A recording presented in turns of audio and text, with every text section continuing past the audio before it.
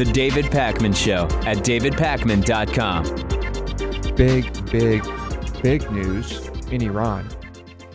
Allies of Reformist President Hassan Rouhani have won a landslide victory in Tehran in the first vote since the nuclear deal. And with 90% of votes counted, I guess all 30 parliamentary seats were to be taken by reformist allies of Rouhani. So you might be asking yourself, well, first of all, there's huge voter turnout, and it's, that's a wonderful thing, I guess. Love it. You might be asking yourself, what about the Ayatollah, right? The Ayatollah is the one who's really in charge. He's the on one a who daily pulls... basis, when presented with various situations in life, I wonder to myself, what about the Ayatollah? That's right. I mean, that's really the big question here. Yeah, this in life. Religious fundamentalist and extremist. The 88-member assembly appoints Iran's supreme leader and might end up choosing a successor to the Ayatollah. Yeah. This is, this 290-seat parliament, as well as members of the Assembly of Experts. So I guess he's 76. He's not doing well right now. But the more reformists you have in office, more likely that there will be a reasonable replacement, or maybe they can do away with an Ayatollah altogether. So big news. And I don't know how long it is going to be before we see, change as a result of this election. Well, I was going to say, reformist is a term that has to be understood in a nuanced way, right? Right. We're still talking about Hassan Rouhani here. So yes, it's the same coalition that he's a part of, but the extent to which they may be reforming in ways that would be palatable to those from the West is a question mark, to say the least. Yeah. So what does Rouhani stand for? He kind of wants to open Iran up. The economy is the big focus. Right. He wants to open Iran up to the world and have better relations with much of the world. I mean, that's the big one. And I guess that's a good thing. I mean, if he's preaching about the economy over preaching about cutting people's hands off for stealing. Well, I was going to say, I think the extent to which he's willing to forego the cutting off of hands, or in a more sort of realistic way, in pursuing a nuclear weapon, he's willing to make concessions there in the interests of opening up the economy. And that connects to a lot of the sanctions that the Iran nuclear deal drops, and so on and so forth. We can't really say for sure whether he has no way. I mean, let me put it a different way. My assumption would be he's very interested in Iran having a nuclear weapon, but to the extent that not pursuing one opens up the economy, that's a compromise he seems to be somewhat willing to make, and that's a good thing. Well, you can't blame the guy, because unfortunately, we live in a world where your country is better off if it has a nuclear weapon. To an extent. So, anyway, yes, I'm not saying that's ultimately that's true, but as things stand, yeah, it makes sense. So, okay, moving on. We'll keep our eyes on Iran. Someone sent me the story about Ontario rescue workers, dog rescue workers, bringing in, I guess, tons of stray dogs from Istanbul, in and around Istanbul in Turkey. And more than 100,000 stray dogs roam the streets and forests around Istanbul. That's not sure where they get that figure. But I was in Istanbul. Yeah, and you talked a lot about the stray cats, but you didn't mention anything to me about dogs. I noticed more cats than dogs in Istanbul, but there were dogs. The dogs tended to kind of travel in packs, and there would just be, I would say these dogs are, they're basically domesticated animals, right? I was going to say they're stray, but they're not feral. Yeah, they're not afraid of people, and they're there begging when you're eating food, and you know what dogs do.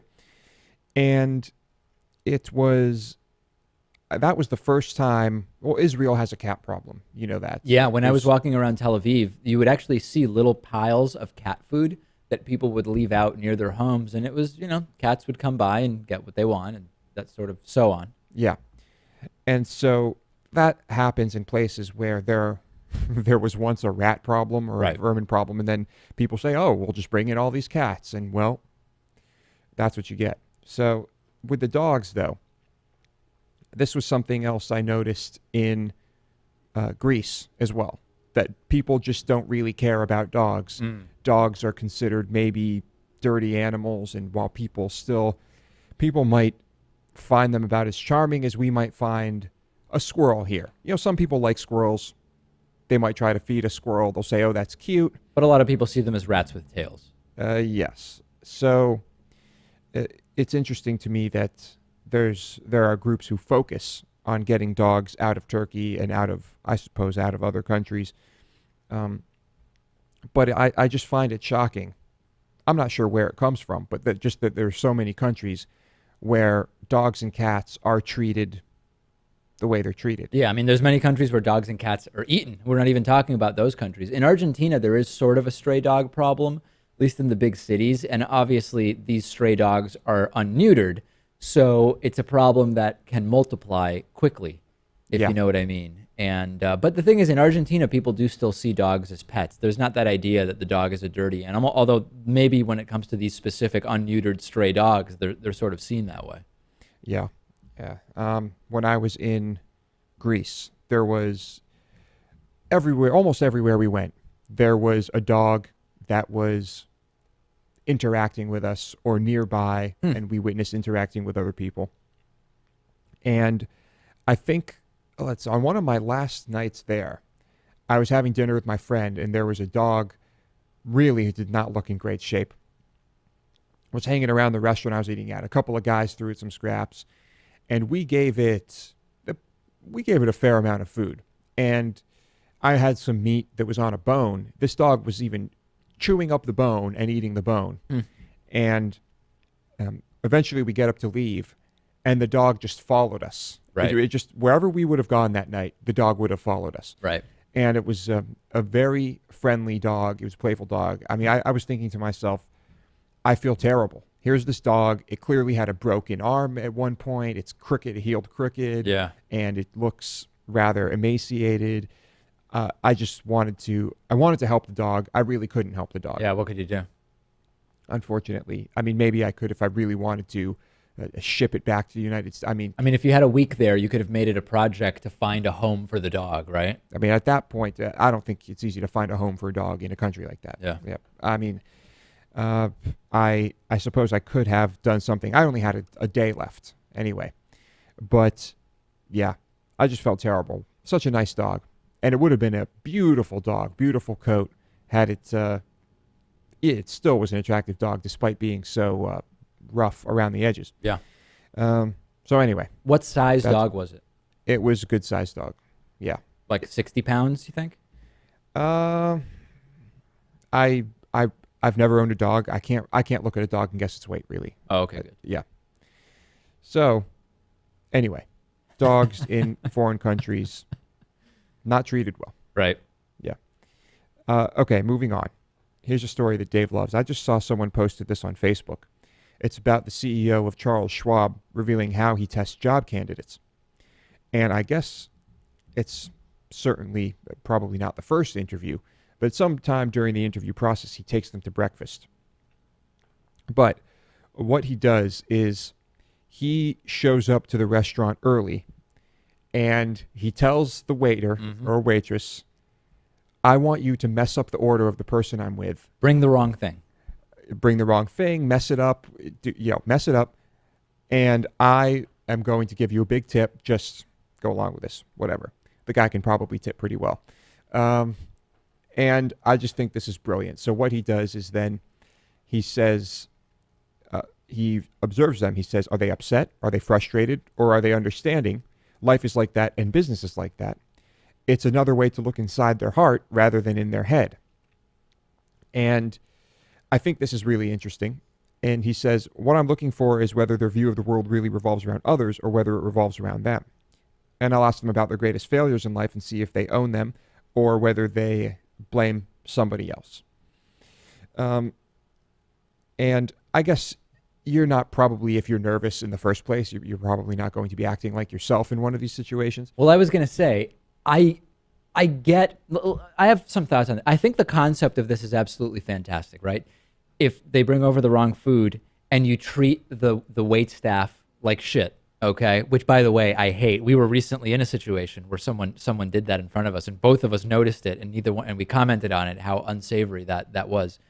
That would be a really negative thing, right? If I was interviewing someone and they bring the wrong thing and then say, "Didn't I tell you no bacon?" or whatever, right? They start being rude.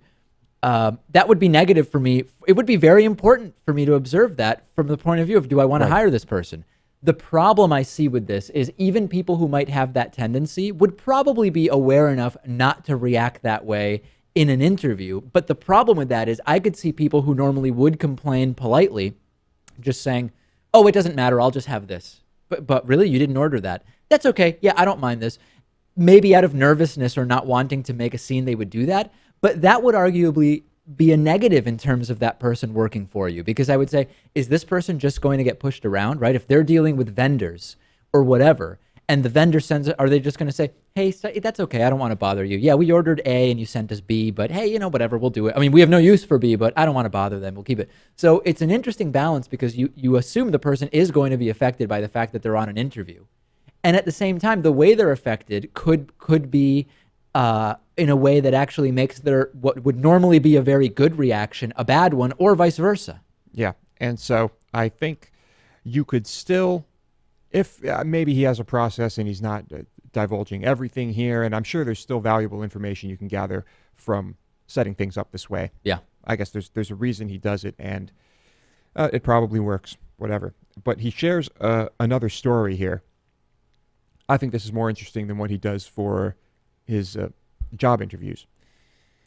He said he shared one of his biggest failures, and this was one of his final college exams, and this is what ruined his 4.0 GPA. He shares this with the applicants.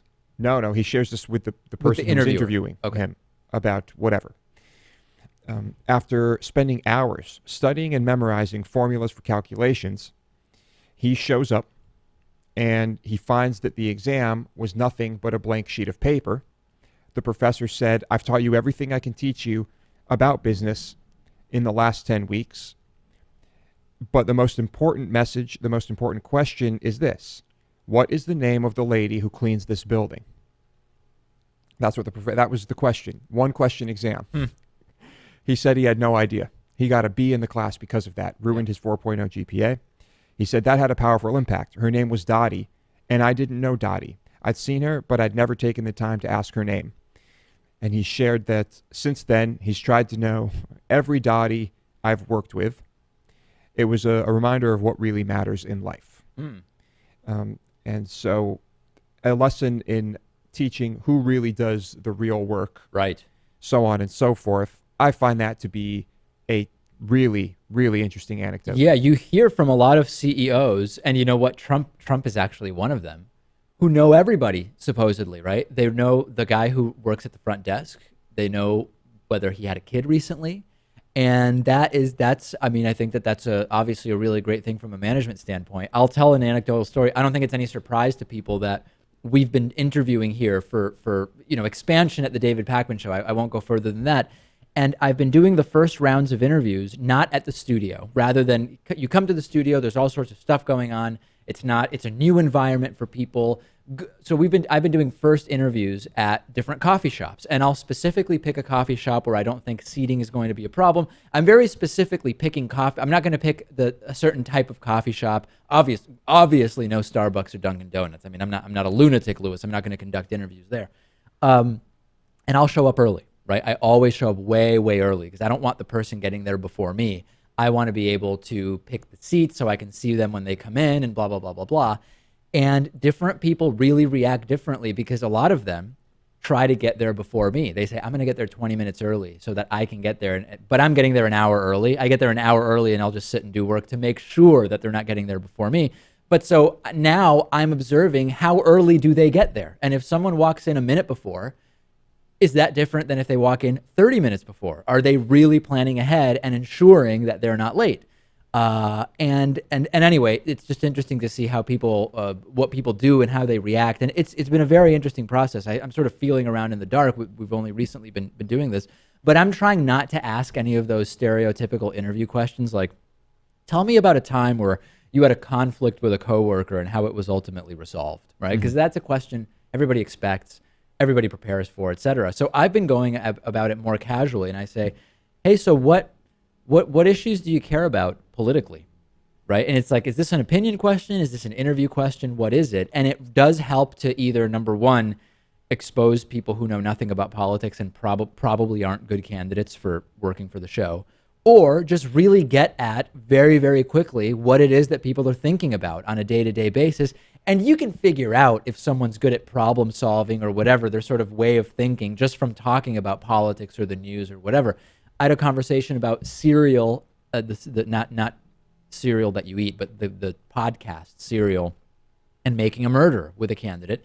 And that conversation told me way more than what I would have learned by saying, is there a time that you failed, and how would you go back and go about that differently? Or what, you know what I mean? Whatever the case may be. So it's been an interesting experience. I'm trying to go about it not the way that people have interviewed me when I've applied for jobs, where it was the same questions every time, and I knew what the questions were going to be and came totally prepared to give some canned answer. Yeah. I think there are still a few questions that are kind of within that template, those cookie cutter questions that are still good questions and should be asked. Like what? I think one of the best questions of those generic questions that are asked are, if I interview someone who has more experience than you and whose resume is more impressive than you, why should I pick you over them? That's a good one. That's a good question. I mean, no matter what they say, that's probably going to get some good information from the answer. Useful, no doubt, yeah. Yeah. But yeah, I agree with you. I mean, if I were interviewing people, I would probably have, what kind of music do you like to listen to? Really? What are some of your favorite movies? I mean, I think, to me, in my 31 years of interacting with people, I find that that yields valuable information as well. I don't disagree. I think it depends on the type of job you're interviewing for sure, right? Yeah. If it's a job where it's sort of more creative with more amorphous job responsibilities and, you know, working together in teams is very, very important. The questions that are relevant are probably different than if the job was whatever else, right? I mean, fill in some other kind of thing. Yeah. So, but I've never had to do that, so I don't really have a system, if you will. But you're developing a system. I'm just developing it, yeah. And Dave is a developer, and we're going to keep very close watch on Dave's system. We are. And we're going to see how we can exploit it. Thank you. The David Pakman Show at davidpakman.com.